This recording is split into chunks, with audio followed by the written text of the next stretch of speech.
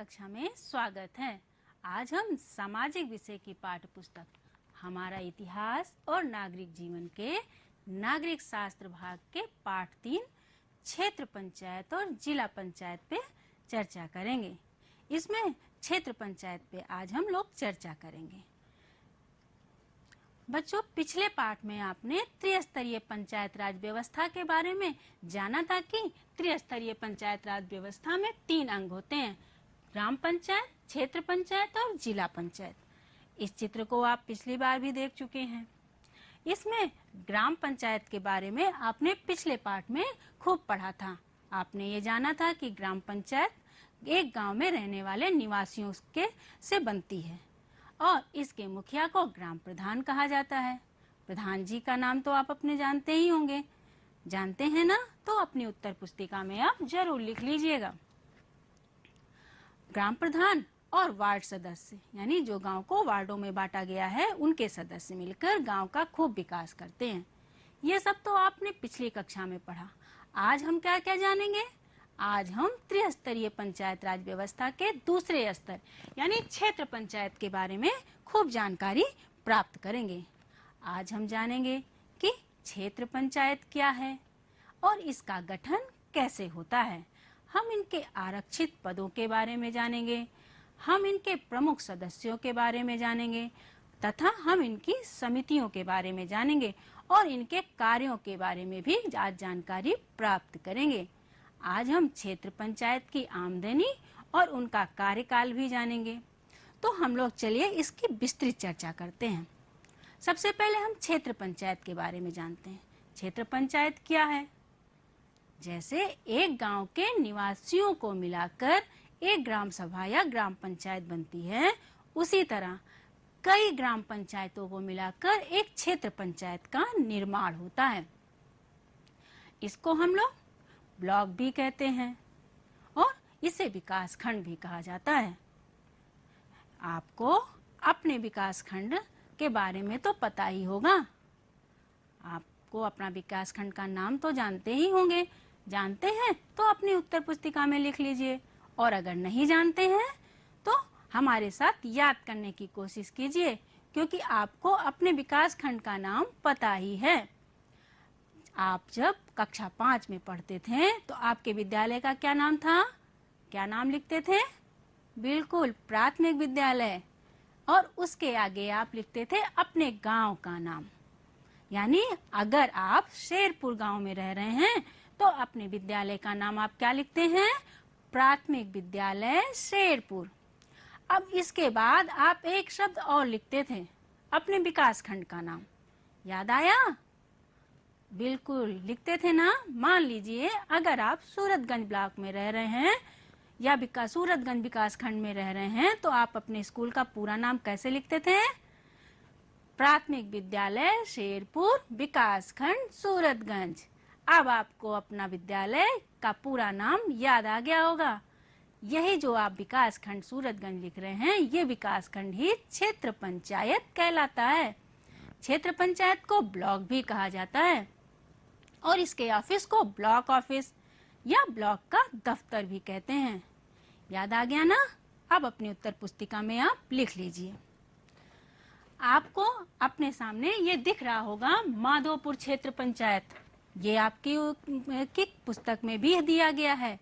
ये एक क्षेत्र पंचायत है जो आपको सामने जो दिख रहा है। ये क्षेत्र पंचायत में कौन कौन से गांव हैं ये आपके सामने दिखाई पड़ रहे होंगे। माधोपुर क्षेत्र पंचायत कैसे बनी है? इन्हीं गांव से मिलकर बनी है। गांव का नाम क्या है? कंजारा, सिकरा, रमईपुर, रोहितपुर, मनकापुर, बधनी। इस तरह से सारे गांव के नाम दिए गए हैं। और भी गांव हैं लेकिन आपको इतने ही नाम दिख रहे होंगे क्योंकि आपकी पुस्तक में ही इतने नाम हैं। इन सभी गांवों को मिलाकर क्षेत्र पंचायत माधोपुर का निर्माण हुआ है। क्षेत्र पंचायत माधोपुर के गांव में खूब विकास कार्य होता है। किसी गांव में कुआं बन रहा है तो किसी में तालाब खुदा जा रहा है, किसी गांव में तो पानी के लिए पाइपलाइनें बिछ रही हैं और कहीं हैंडपंप लग रहे हैं। कोई गांव में तो अनाज रखने के लिए गोदाम ही बनाए जा रहे हैं और इन कामों की देखरेख के लिए माधोपुर क्षेत्र पंचायत कार्य करती है। इस तरह आपने देखा माधोपुर क्षेत्र पंचायत कितना कार्य कर रही है और माधोपुर क्षेत्र पंचायत के सदस्यों ने अपने लिए एक कार्यालय भी बना रखा है, वो भी कस्बे के बीचों बीच में, और उस पे बोर्ड लगा रखा है माधोपुर क्षेत्र पंचायत। और इसी क्षेत्र पंचायत कार्यालय में सारे सदस्य बैठते हैं और अपने कार्यों की समीक्षा करते हैं और नए कार्यों की कार्य योजना बनाते हैं। तो आपने देखा माधोपुर क्षेत्र पंचायत में खूब सारा काम होता है। इसी तरह सारे क्षेत्र पंचायतों में कार्य होते हैं। अब हम जानते हैं कैसे क्षेत्र पंचायत बनती है। क्षेत्र पंचायत बनने के बारे में अब तक तो आपने जान ही लिया, लेकिन इसको और अच्छे से समझते हैं। और अच्छे से समझने के लिए इसी माधोपुर क्षेत्र पंचायत का उदाहरण ले लेते हैं। पिछले साल माधोपुर क्षेत्र पंचायत में ग्राम प्रधान का चुनाव हुआ था और वो ग्राम प्रधान के चुनाव के साथ ही साथ क्षेत्र पंचायत सदस्यों का भी चुनाव हो गया था। तो आपको अब माधोपुर क्षेत्र पंचायत के गांव के नाम तो याद ही हैं। उन्हीं गांव में रोहितपुर से 5, मनकापुर से 4, बदनी से 3, इसी तरह और भी गांवों से क्षेत्र पंचायत सदस्य चुनकर आए और इन्हीं लोगों को मिलाकर क्षेत्र पंचायत बन गई। तो इनके जो सदस्य चुनकर आए थे उन्हें बीडीसी सदस्य भी कहा जाता है। अब आपको जानकारी हो गई होगी, क्योंकि बीडीसी सदस्यों का नाम तो आप अपने बड़ों के मुंह से जरूर सुनते हैं। पता करिएगा कि आपके क्षेत्र का बीडीसी सदस्य कौन है। अभी हमने आपको बताया कि ये सदस्य चुन कर आते हैं, तो इनको चुनता कौन है इसके बारे में भी जान लें। इनको जो मत देकर सदस्य बनाते हैं, यानी वो मतदाता जो वोट देते हैं, वो होते हैं जो उसी क्षेत्र के निवासी हों जहां से ये सदस्य चुने जाते हैं, यानी उस क्षेत्र के मतदाता सूची में इनका नाम शामिल हो और साथ ही साथ इनकी आयु 18 वर्ष से कम ना हो। इसी के साथ अब हम उनके बारे में भी जानते हैं जो इस पद के सदस्य होते हैं, यानी प्रत्याशी। प्रत्याशियों के लिए भी एक ही शर्त होती है कि वो उस क्षेत्र के निवासी होने चाहिए, यानी मतदाता सूची में नाम दर्ज होना चाहिए। साथ में इनकी आयु 21 वर्ष पूरी होनी चाहिए, यानी 21 वर्ष से कम आयु का व्यक्ति क्षेत्र पंचायत का सदस्य नहीं बन सकता। यही कारण तो है कि माधोपुर क्षेत्र पंचायत के सभी सदस्य 21 वर्ष की आयु पूरी कर चुके हैं। अब आपको पता चल गया होगा कि आप बच्चे किसी भी मतदान में या मतदान प्रक्रिया में वोट क्यों नहीं डालते हैं या प्रत्याशी क्यों नहीं बनते हैं। क्यों? जी हाँ, क्योंकि आपकी आयु 18 वर्ष ही नहीं पूरी है, अभी आप छोटे हैं। तो आप इस चुनाव भाग ले सकते हैं। किस तरह से? सारे मतदाताओं को जागरूक करके आप भाग ले सकते हैं। उन्हें ये बताइए कि वोट देना कितना जरूरी है, उनके एक एक मत का कितना महत्व है। उसके साथ साथ आप अपने बड़ों को ये भी बताइए कि वे अपने साथ मतदाता पहचान पत्र या कोई आईडी लेकर ही मत डालने जाएं। और आप तो इसके लिए काम भी कर चुके होंगे, याद आ गया ना? अपने शिक्षकों के साथ मतदाता जागरूकता रैली भी आपने खूब निकाली होगी। तो रैली निकालने में तो आपको मजा भी आया होगा। तो इस तरह आप इन चुनाव प्रक्रिया में भागीदारी निभा सकते हैं। अब हम लोग आरक्षित सीटों की बात करते हैं, यानी महिला आरक्षित सीटों की। क्षेत्र पंचायत के कुछ पद महिलाओं के लिए आरक्षित किए जाते हैं, यानी सुरक्षित कर दिए जाते हैं। और दो पद महिलाओं के लिए सुरक्षित होता है, उसकी शर्त ये होती है कि वहां केवल महिला ही चुनाव लड़ सकती है, उन पदों पर पुरुष चुनाव नहीं लड़ सकता। यही महिला आरक्षित सीट कहलाती है। इसके साथ साथ महिला और भी सीटें होती हैं जो आरक्षित कर दी जाती हैं, जैसे अनुसूचित जाति के लिए, अन्य पिछड़ी जाति के लिए भी आरक्षित पद बनाए जाते हैं। और ये आरक्षित पद पर ही केवल आरक्षित व्यक्ति ही चुनाव लड़ सकता है।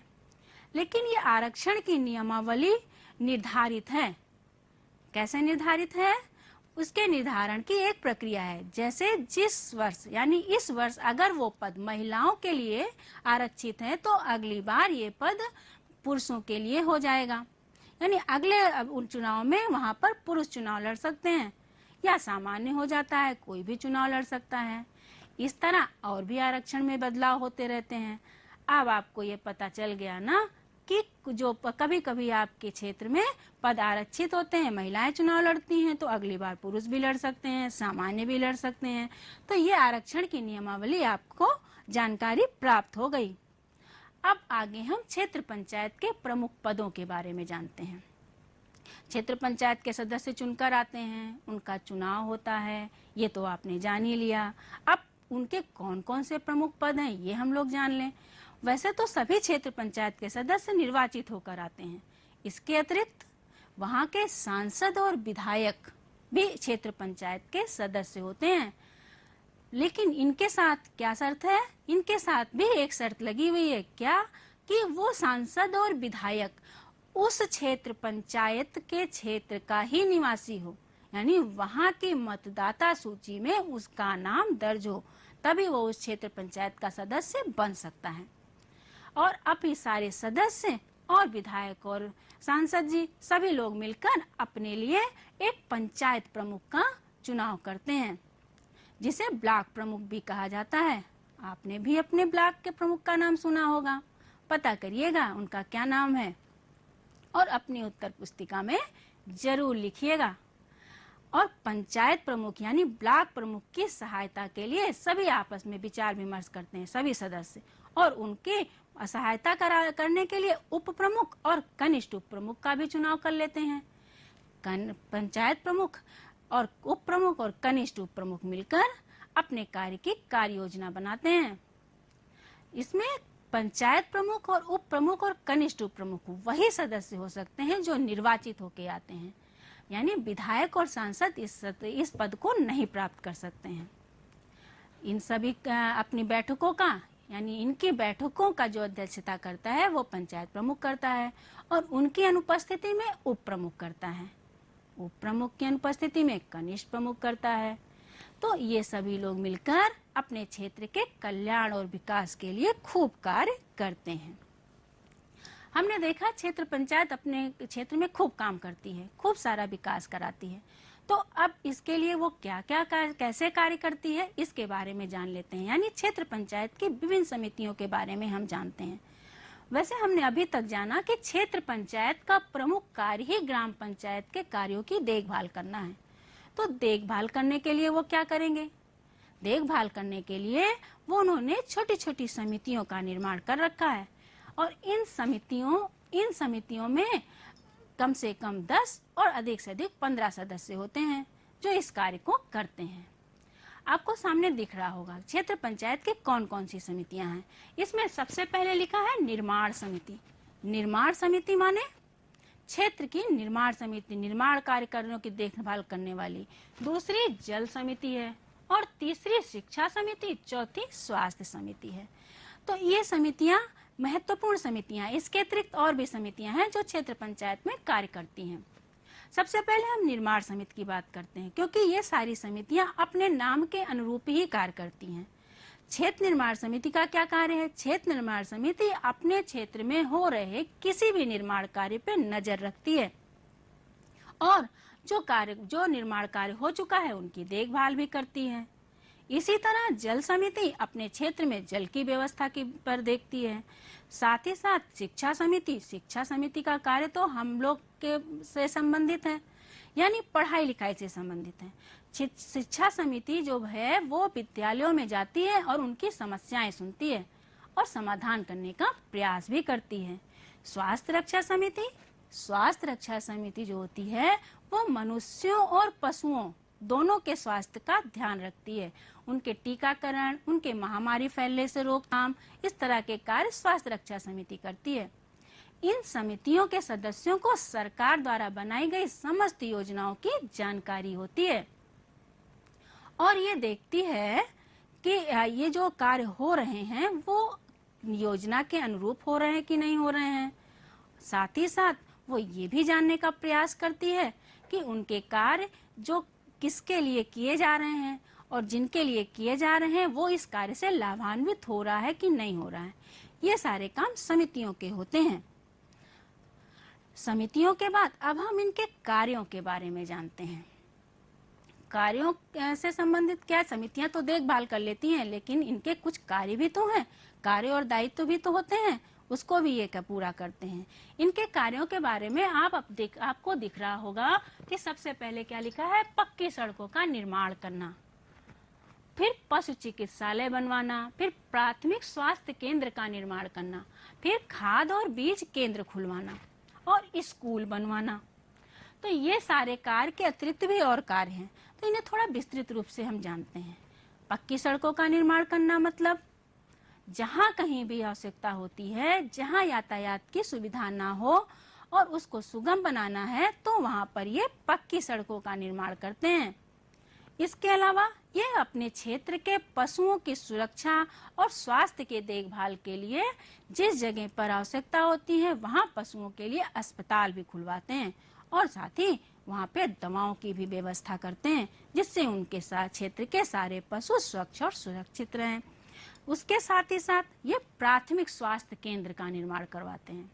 प्राथमिक स्वास्थ्य केंद्र का मतलब हम मनुष्यों के लिए जो अस्पताल, छोटे छोटे अस्पताल गांव में बनते हैं छोटे से, वही प्राथमिक स्वास्थ्य केंद्र होता है जहां प्राथमिक उपचार होता है।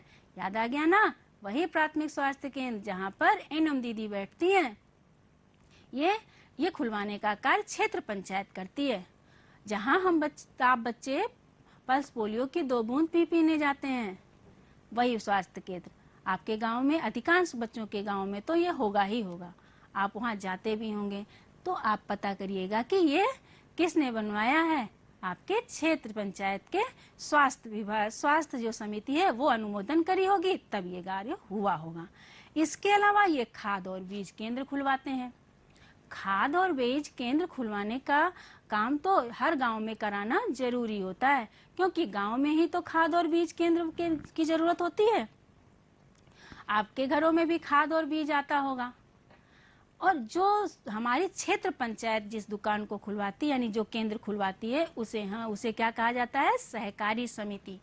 यहाँ पर उत्तम किस्म की खाद और नए और उत्तम बीज कम दामों में किसानों को मिलता है। आज एक काम करिएगा, आपके घरों में जो खाद और बीज आता है उसके बारे में अपने माता पिता से या बड़ों से पूछिएगा।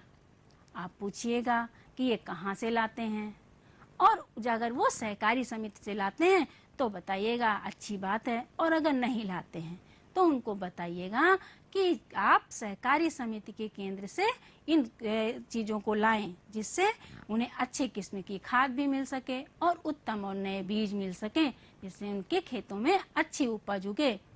तो आपको पता चल गया ना खाद और बीज केंद्र खुलवाने का कारण। ये खुलवाते हैं और आपके गांव के लोगों को इसकी मदद मिलती है। इसके साथ ये स्कूल बनवाते हैं। जिस जगह पर प्राथमिक विद्यालय नहीं है या और ऐसे शैक्षिक केंद्र नहीं है जहाँ से लोगों की पढ़ाई हो सके, तो ये वहाँ पर स्कूल भी बनवाते हैं। इनका एक कारण यह है कि ये चाहते हैं कि हमारे क्षेत्र का सारा बच्चा पढ़ जाए, कोई अनपढ़ ना रहे, सभी साक्षर हो जाएं और देश का नाम रोशन करें और देश का विकास हो। इसके लिए ये जगह जगह स्कूल खुलवाते हैं, बालिका शिक्षा के लिए भी स्कूल खुलवाते हैं, तमाम ऐसे कार्य करते हैं। साथ ही साथ ये प्रौढ़ शिक्षा पे भी काम करते हैं कि जो व्यक्ति बड़े हो गए हैं, जैसे आपके बड़े, यदि उन्हें अक्षर ज्ञान नहीं है तो वो अक्षर ज्ञान करने के लिए ये अपने वहाँ पर प्रौढ़ शिक्षा केंद्र की भी स्थापना करवाते हैं। इसके अलावा बहुत से कार्य करते हैं। क्षेत्र पंचायत के कार्यों की कार्यशैली कैसी है, इसके लिए आपकी पाठ्यपुस्तक में एक ऐसी कहानी दी गई है, वर्णन दिया गया है, जिससे आपको पता चल जाए कि क्षेत्र पंचायत कौन कौन से कार्य करती है और किस तरह कार्य करती है। उस वर्णन को हम आपको सुनाते हैं, आप जरूर सुनिएगा, ध्यान से सुनिए। जुलाई का महीना था और रविवार का दिन था। तेज बारिश हो रही थी। गांव जगदीशपुर है, उसकी एक पुलिया टूट गई। उस दिन तो कोई नुकसान नहीं हुआ। क्यों? क्योंकि बारिश हो रही थी, लोग घर से बाहर नहीं निकले थे और रविवार का दिन था, लोगों की छुट्टियां चल रही थी। दूसरे दिन जब बारिश बंद हुई तो गांव के कुछ लोग उस पुलिया तक गए। उन्होंने देखा, अरे ये तो पुलिया ही टूटी है। लोगों ने विचार किया कि ये पुलिया टूटी कैसे। अभी तो पिछली गर्मी में ठेकेदार ने इसे बनवाया था। वहां जाकर उन्होंने टूटे हिस्से को जब देखा तो देखा कि वहां पर सीमेंट और लोहा कम लगा है। लोगों ने कहा, अरे ये तो लोहा और सीमेंट कम होने की वजह से पुलिया टूटी है। उन्हें बहुत गुस्सा आया कि अभी अगर लोग आते जाते तो हादसा हो जाता। इसके लिए उन्होंने ठेकेदार को बुलवा भेजा। ठेकेदार बगल के गांव कंजारा का निवासी था।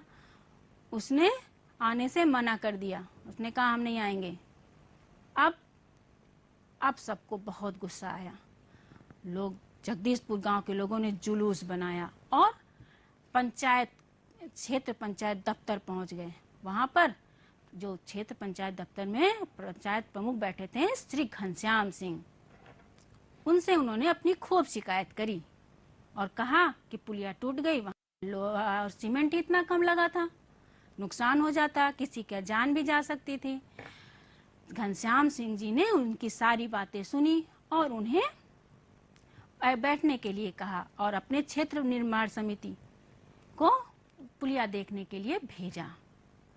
जब वो लोग वहां देखने पहुंचे तो देखा कि बिल्कुल सही बात है, जिस स्थान से पुलिया टूटी हुई है वहां पर सीमेंट और लोहा कम लगा है, यानी सरिया कम लगा है।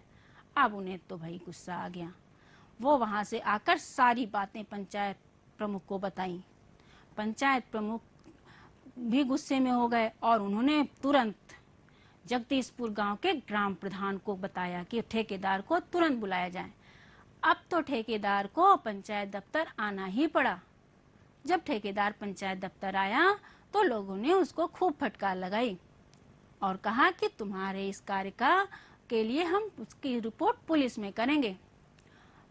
ठेकेदार डर गया, उस माफी मांगने लगा। तो फिर क्या हुआ? फिर ये हुआ कि पंचायत के सदस्य यानी क्षेत्र पंचायत के सदस्यों ने कहा कि यदि ठेकेदार अपने पैसे से उस पुलिया का पुनः निर्माण कराए तो हम इसको माफ कर देंगे। ठेकेदार बेचारा मान गया और मानता न तो करता क्या, उसी ने तो पुलिया कम में सीमेंट और सरिया कम लगाई थी, इसलिए तो उस पुलिया टूटी थी। अब ठेकेदार को ये बात माननी पड़ी और अपने पैसे से पुलिया का निर्माण करना पड़ा।